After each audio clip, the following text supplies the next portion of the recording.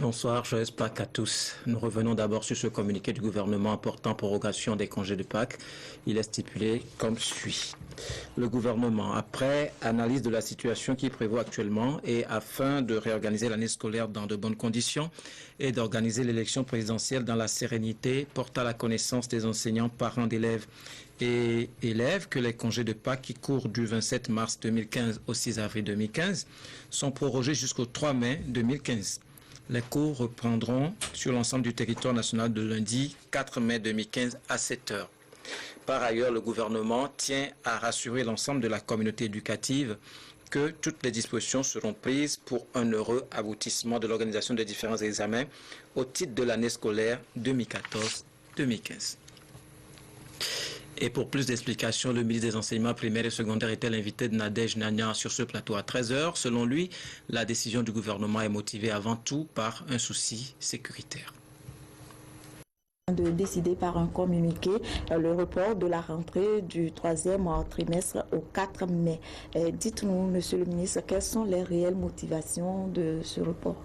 Eh bien, les réelles motivations de ce report sont essentiellement sécuritaires. Vous savez que lorsque l'on vous confie des enfants à l'école, lorsque vous avez des enseignants à l'école, l'État est responsable de leur sécurité et du travail qui s'effectue au sein de ces écoles-là. Donc, dans la mesure où vous voyez que les différentes manifestations syndicales lancées dans notre pays, eh bien, il était question que le 2 avril dernier, eh bien, que la synergie puisse manifester par des marches qui n'ont rien à voir avec justement des actions syndicales. Et ces marches sont reportées à la date du 8. Et initialement, la rentrée devait être donc, les enfants devraient reprendre après les congés de Pâques le 7. Et donc, à peine on devrait reprendre que déjà, il faudra encore assurer la sécurité des enfants. Et ensuite, le 8, c'est la veille des élections de la campagne présidentielle. Et là aussi, comme toute campagne, forcément, il y aura, même si toutes les dispositions sont prises pour que la campagne se passe dans de très bonnes conditions, il y a toujours un climat un peu surchauffé parce que les uns et les autres veulent se faire mieux voir. Et donc, pour éviter il y ait donc des perturbations qui impactent le système scolaire, pour éviter également que la campagne elle-même soit impactée par des actions syndicales qui viendraient envenimer davantage le climat qui prévaut généralement pendant les élections ou bien la campagne électorale. Eh bien, l'ensemble des forces de l'ordre et de sécurité sont pour la plupart tous aux charges dans la FOSEP pour assurer la sécurité des élections.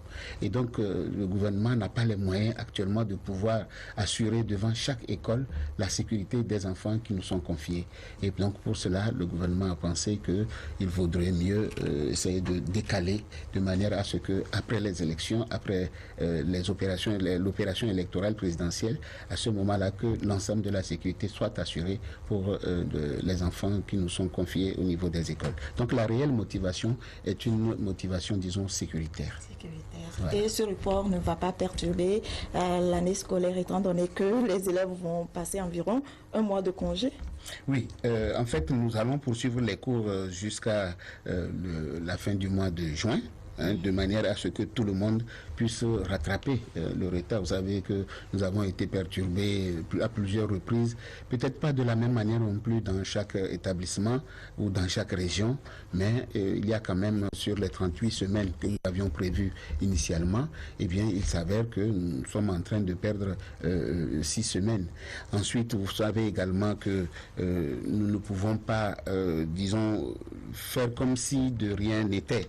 Donc nous avons voulu que tous les différents examens, en dehors du bac, puissent être... le bac est un examen, bac 2 j'entends, est un examen qui en principe est, disons aujourd'hui, géré par des consignes de l'UEMOA. Donc de faire en sorte que le bac 2 soit passé aux dates échues, et puis que les admis puissent préparer la rentrée par les différents concours dans les différentes universités, aussi bien nationales qu'à l'extérieur. Donc nous allons tenir pour les dates du bac 2. Le bac 1, en principe, nous devons le passer entre le 17 et le 19 mai, alors que, bon, vu les circonstances, nous allons le décaler pour le passer au mois de juillet, entre le 21 et le 24 juillet. Tous les autres examens, dispositions sont prises pour que nous puissions les organiser dans de meilleures conditions sans qu'il y ait un impact négatif sur l'ensemble de l'année. Nous allons également repousser au niveau de l'enseignement technique et de formation professionnelle les CAP techniques pour les passer, au lieu de les passer en début mai également, nous allons les passer au mois de juin 2015. Tout cela pour que nous puissions sauver la qualité de l'année et que nous puissions également nous assurer que l'ensemble des programmes sont suivis jusqu'au niveau de la fin de l'année. Nous ne pouvons pas laisser les compositions telles qu'elles se sont passées. Dans certaines régions ou dans certaines écoles, les compositions se sont très bien passées à près de 95%. Nous avons fait cette évaluation et nous nous sommes dit qu'il nous faut donner des épreuves de substitution pour que à la reprise, tout se passe dans de meilleures conditions. Donc en fait, il n'y aura pas un impact négatif sur le reste de l'année. Et nous voulons tout simplement éviter que pour des mesures sécuritaires qui viendraient à manquer, que l'année soit encore une fois perturbée. Donc nous avons pris toutes les dispositions, les ministres en charge de l'éducation, que ce soit celui de l'enseignement supérieur ou que ce soit celui de l'enseignement technique et de la formation professionnelle et de l'industrie, ou que ce soit nous-mêmes au niveau des enseignements primaires et secondaires, toutes les dispositions sont prises techniquement pour que, une fois que la reprise sera faite, donc à partir du 4 mai, que les cours soient suffisamment suivis pour que les programmes puissent atteindre le niveau d'évaluation et que tout le monde soit évalué au même niveau. Voilà, c'était le ministre Manganawe à 13h. À Tandouar, les populations se sont mobilisées pour une marche pacifique. Parents d'élèves, membres de diverses communautés et forces vives de la localité disent non à la violence dans les écoles et réaffirment le caractère apolitique du cadre scolaire. Des élèves ont aussi pris part à la manifestation. Ils ont promis de reprendre les classes prochainement en toute sérénité. Parents d'élèves, enseignants et élèves de la préfecture de Tandouar disent non à la violence qui émaille les mouvements de grève, surtout des enseignants ces derniers moments. Une situation dénoncée par une marche pacifique dans les rues de la ville de Tandouar. Nous avons choisi de marcher pour lutter contre l'exposition de nos enfants dans les rues, les sensibiliser à éviter les casses. La violence n'est pas une bonne chose dans une nation. Et nous voulons la paix. C'est pour renoncer à la violence que nous sommes en train de faire cette marche. Alors, nous avons constaté de plus en plus le monde scolaire tend à être politisé. Nous disons non à cela. L'école doit être apolitique. Ils étaient des milliers à soutenir la voie de dialogue, seule issue pour trouver une solution durable aux revendications. Les populations de Tandouar disent non à ces grèves répétitives qui entachent l'avenir de la relève de demain. La marche qui a abouti dans la cour des bureaux de la préfecture est sanctionnée par une motion qui dénonce le caractère de ces mouvements et soutient la politique du chef de l'État qui vise à améliorer les conditions de travail et de vie des fonctionnaires togolais. Nous, parents d'élèves, enseignants et élèves de Tandouar, dénonçons sans réserve les grèves répétées lancées par la synergie des travailleurs du Togo qui perturbent le bon déroulement de l'année scolaire 2014-2015 et qui troublent la quiétude des paisibles populations qui n'aspirent qu'à vaquer librement à leurs occupations. Demandons aux enseignants et aux élèves d'avoir des comportements citoyens, quelle que soit leur situation, et de reprendre les cours à la rentrée des classes dans un sursaut d'orgueil patriotique. Demandons à la synergie des travailleurs du Togo de rejoindre les assises, car c'est dans le dialogue et l'acceptation des idées des autres que les problèmes trouvent des solutions durables.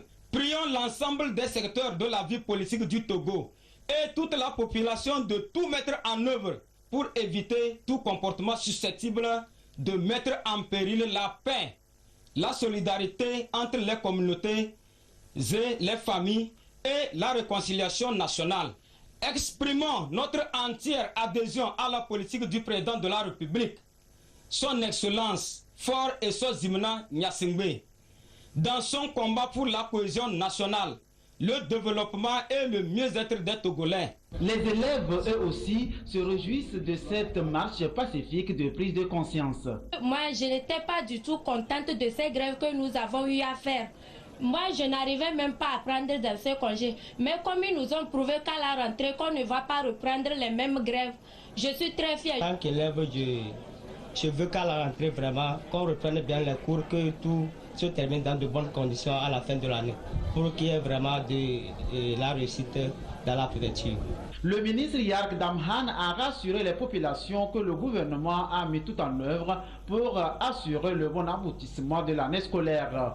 Il a invité la synergie des travailleurs à rejoindre la table de négociation pour trouver ensemble une solution aux revendications. Occasion pour lui d'exhorter les populations de Tanguar à œuvrer pour une cohésion sociale, la culture de la non-violence et à un vote massif en faveur de la paix le 25 avril prochain. Et le ministre Yark Damhan a également remis aux établissements scolaires de la préfecture des tables bancs, un don du chef de l'État destiné à offrir de meilleures conditions d'études aux élèves du milieu. Une cérémonie sobre présidée par le ministre de la Sécurité et de la Protection civile.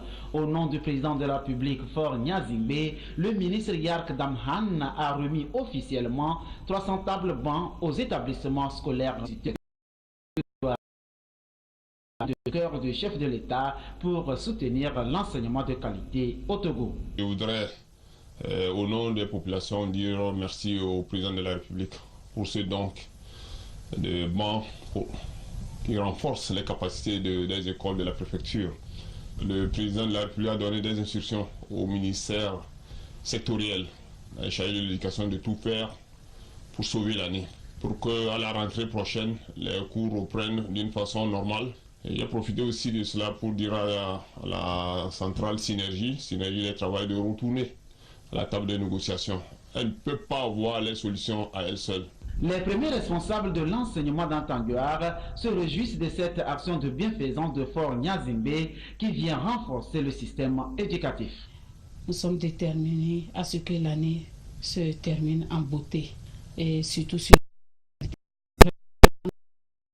l'État pour tout ce qu'il fait, et cela témoigne encore de sa détermination pour la réussite de l'école.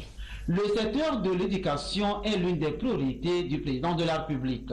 300 tables bancs est une action de plus pour booster le secteur dans Tanguar. Autre geste de générosité de la part du président de la République, c'est au profit des villages de Nyosimde, dans le canton de Tchétchébébé, des dons de vivres pour soulager les populations de leur peine et les préserver de la disette après la dévastation de leur culture par des éléphants. La marque Bojona. Ouf de soulagement pour les agriculteurs de Punyozumde dans le canton de Tchébébé, dans la préfecture de Chutebois.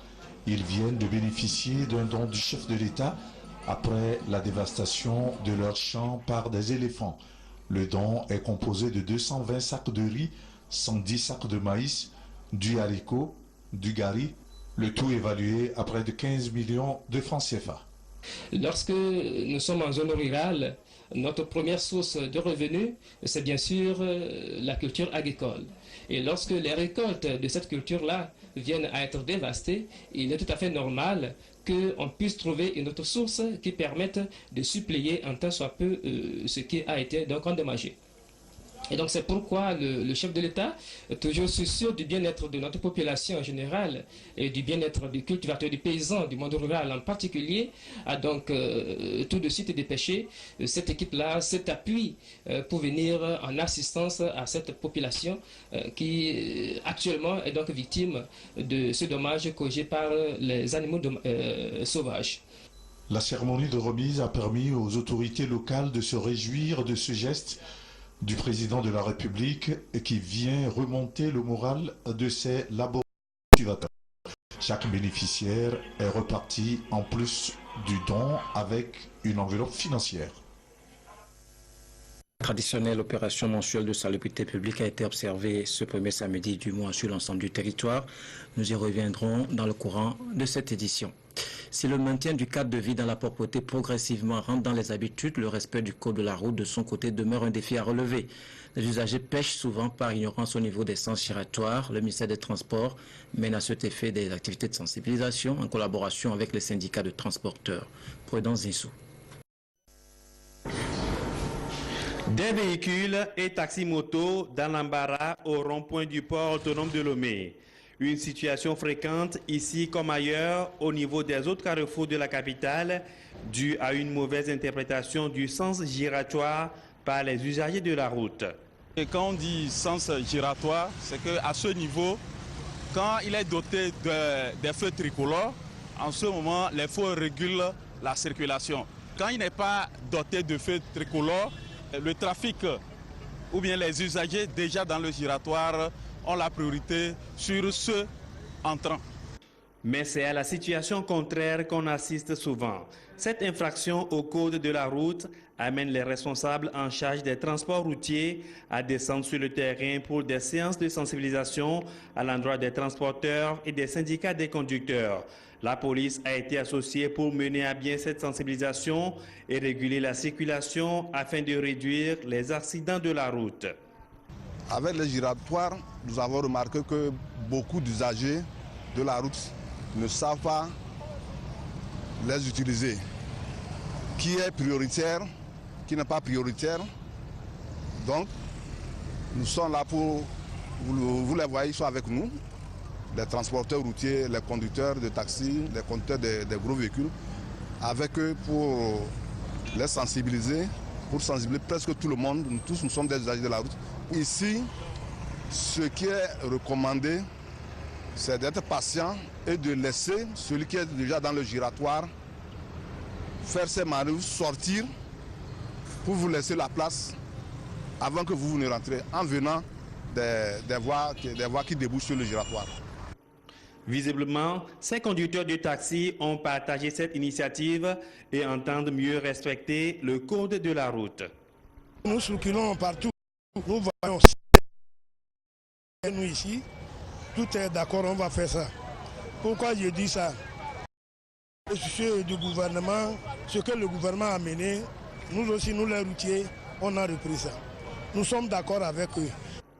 Le meilleur respect du sens giratoire par les usagers de la route pourrait également réduire les embouteillages au niveau des ronds-points. La sensibilisation va se poursuivre dans les autres villes du pays.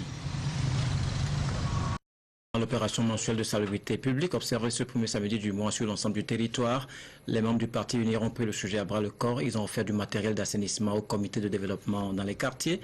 Et au-delà, les communautés, les organisations de femmes et de jeunes n'ont pas dérogé à la règle. Suivez cette compilation de reportages. Des équipements pour mieux accomplir leurs devoirs civiques et citoyens. La ministre en charge de l'action sociale a remis au CDQ des quartiers et des associations des lots de matériel pour mener à bien cette opération de salubrité.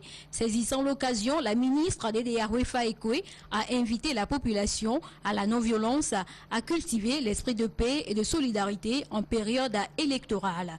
Le développement passe aussi par l'esprit de citoyenneté et chacun doit contribuer en fonction de ses ressources, de ses moyens. En tout cas, chacun doit apporter quelque chose à la nation. Et la première chose, c'est la propreté. Nous sommes aussi venus leur dire que le parti a apporté des équipements pour les renforcer. Autour du président de la délégation de la préfecture du Golfe, les femmes du canton de Baguida ont assaini les alentours du monument de l'amitié dédié au centenaire du traité germano-togolais. Nous avons demandé à tous nos sœurs et à tous nos frères de bien vouloir prendre soin de ce lieu-là, qui est un lieu historique pour le pays.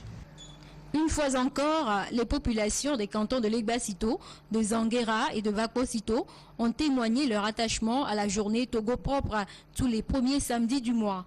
Et pour la circonstance, le secrétaire d'État auprès du ministre de la Justice, Christian Trimois, a fait le déplacement de ces localités où il a offert au nom du gouvernement des tricycles pleins de matériel aratoire. Notre but, encourager au nom du chef de l'État et de leur apporter au nom du président de la République le matériel nécessaire à cette activité, de sorte que les comités de développement qui existent dans ces localités puissent régulièrement procéder à cela. Mais au-delà du premier samedi, nous avons surtout voulu que ça soit une activité quotidienne. Pour les responsables des comités villageois de développement, ce geste ne peut que renforcer les opérations de salubrité dans leur localité. À Moutiévé, le comité de développement de quartier a bénéficié de matériel d'assainissement de la part du gouvernement. La troisième vice-présidente de l'Assemblée nationale, Patricia Dangbanzonville, a profité de l'occasion pour exhorter les populations à cultiver les valeurs de tolérance et de paix, surtout en cette période électorale. Je leur ai demandé de prendre soin de ce matériel et de faire en sorte que tout le cadre de ce matériel-là offert par le gouvernement pour rendre le quartier, pour que le quartier soit toujours propre. Les militants et sympathisants du parti Union pour la République, UNIR, session à Déhui, conduit par Madame Nathalie Bito, ont mis au propre les alentours de la nouvelle présidence. Le message, c'est encore essayer donc de mobiliser tout le monde et de leur dire de ne pas oublier, le 25 arrive, c'est déjà demain le 25, il faut qu'on soit prêt. L'association Mieux-être pour tous, une ONG spécialisée dans la formation en entrepreneuriat des jeunes, était de son côté à Dido Gomé. Tout son personnel mobilisé, ils ont nettoyé les différents artères du quartier. Et c'est dans le cadre de pouvoir inculquer à ces apprenants, à ces étudiants, cette notion d'assainissement pour pouvoir participer au développement de notre très chère nation. L'initiative du gouvernement a amené les Togolais à mettre au propre leur environnement immédiat, répond à un seul objectif, susciter en eux la culture des valeurs civiques et citoyennes. Les étoiles et les membres du parti UNIR de la zone 3 Lomé étaient aussi dans la cadence de l'opération Togo propre de ce jour. Organisée et dirigée de bout en bout par l'honorable Olivier Amédiogbe-Kwevi, cette opération de salubrité a permis d'assainir les rues du quartier, le marché de Anne-Copé et ses abords. Nous, dans la zone 3, nous avons profité pour faire cette opération aujourd'hui à la suite d'un don de matériel que nous avons reçu. Notre santé dépend de la salubrité du milieu où nous évoluons. Nous avions montré à la population que l'union fait la force. Dans le civisme, surtout qu'on nous apprend, nous avions prochainement des élections. Donc c'est comme ça que nous devons être unis pour aller aux élections apaisées, avant, pendant et après. Elle a aussi remis un lot de matériel de salubrité offert par le chef de l'État à cette zone. Cela permettra aux membres de perpétuer cette action tous les week-ends.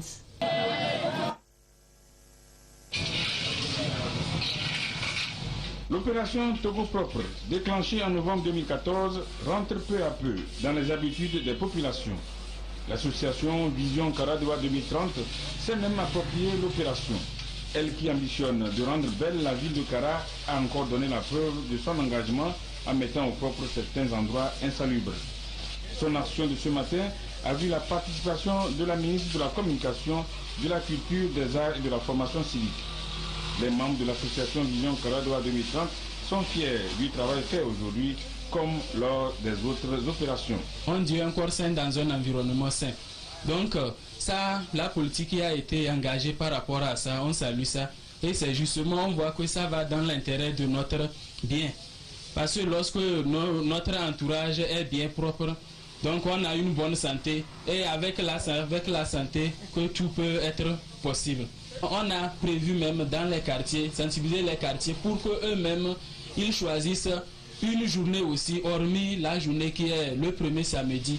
En tant que citoyens de ce pays, nous devons suivre ce que le gouvernement nous a dit. Chaque premier samedi du mois, on le fait dans notre quartier. La veille, le vendredi, on se rappelle, on dit, citoyen togolais, si tu aimes vraiment ton pays, tu aimes ton quartier, que le lendemain matin, qu'on se retrouve pour commencer l'entretien.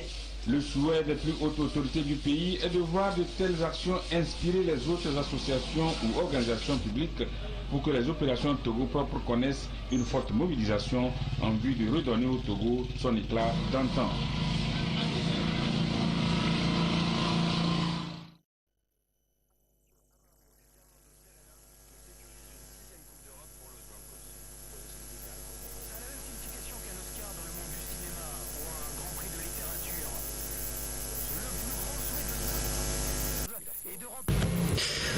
Entrepreneuriat et innovation, défis et perspectives, c'est par ce thème que l'association Afrique des idées a fait sa sortie officielle ce samedi. Les membres veulent contribuer par les nouvelles technologies à l'émergence d'une nouvelle race de jeunes entrepreneurs togolais. Ziara Alpha et Dem Sosopo. La priorité de la jeunesse aujourd'hui est celle de l'emploi, a remarqué l'Afrique des idées, une association de jeunes qui fait la promotion de la technologie. Le bureau de Lomé de cette association compte travailler avec les jeunes qui ont des idées afin de leur montrer les canevas qui débouchent sur l'innovation porteuse de croissance. L'association repose sur un concept nouveau, l'afro-responsabilité. L'afro-responsabilité se résume en 3 points majeurs qui sont identifier les problématiques liées à l'Afrique, comprendre ces problématiques-là et pouvoir proposer des solutions concrètes. Et nous voulons amener les jeunes à produire des études, à faire des analyses et ainsi pouvoir contribuer à l'éclosion, à une croissance réellement inclusive de nos États africains. Il est démontré ici que l'entrepreneuriat est le catalyseur de l'innovation. Et pour que cette innovation soit une réussite, il faut qu'elle intéresse tout le monde.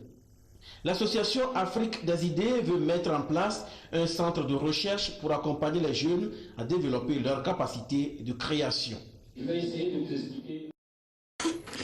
À Sokodé, le réseau des jeunes pour la fraternité interreligieuse a mobilisé des jeunes de différentes confessions pour leur inculquer des messages de paix et de tolérance à la veille de la présidentielle, et c'est avec l'appui de la ministre Kouméalo Anaté. Lamak Boudjona. Le réseau des jeunes pour la fraternité interreligieuse veut outiller les jeunes des lycées et collèges sur la culture de la paix. Cette conférence de presse organisée par le réseau sur le thème La paix vise à conscientiser la jeunesse sur la nécessité de proscrire la violence dans leur comportement. Elle est présidée par la ministre de la Communication, de la Culture, des Arts et de la Formation civique. Une conférence appréciée par les participants. Cet atelier vient à point nommé parce que nous sommes à la veille des élections où nous ne voulons pas la violence, parce que nous ne voulons pas que nos enfants sortent pour mourir inutilement. Donc c'est bien fait en organisant à ce moment cet atelier. Et je suis très fier et je les remercie. Germaine Kouméalo Anaté, ministre en charge de la formation civique, a dans son exposé fait le tour des pays où règne la violence pour expliquer l'importance de la paix et comment la préserver. Les différences, quelles qu'elles soient religieuses, culturelles, simplement identitaires, ces différences doivent nous enrichir. Et ça commence par la formation des jeunes, formation des esprits. Parce que la jeunesse, c'est une force dynamique qui est capable de tout, qui est capable du bien comme du mal. Et il est important dès maintenant de les canaliser en leur inculquant les bonnes valeurs, ces valeurs de tolérance, de paix et de dialogue. Et faire d'eux les ambassadeurs, les artisans de paix dans notre pays, surtout en cette période sensible.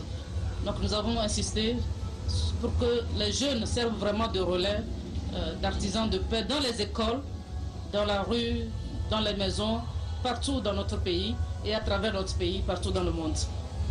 Le réseau des jeunes pour la fraternité interreligieuse a pour objectif de conscientiser la jeunesse sur la notion de la paix durable entre les religions et valoriser la culture.